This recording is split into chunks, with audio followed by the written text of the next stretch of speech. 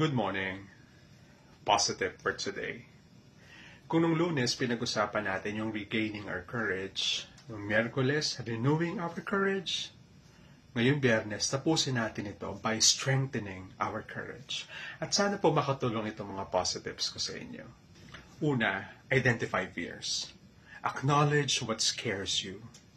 Understanding your fears is the first step towards overcoming them. Ganda naman, di ba? Kapag mas nakikilala natin yung kalaban natin, mas kaya natin silang talunin. Pangalawa, focus on possibilities. Alam niyo po kaya tayo madalas naduduwag kasi masyado nakatuon yung isip natin sa mga bagay na hindi natin kayang gawin.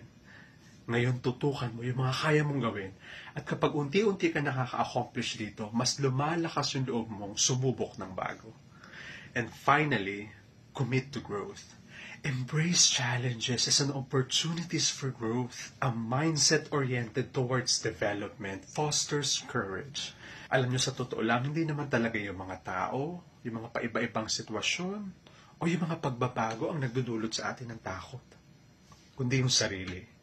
Ang sarili ang tunay nating kalaban. It's about time to overcome yourself and reclaim your courage.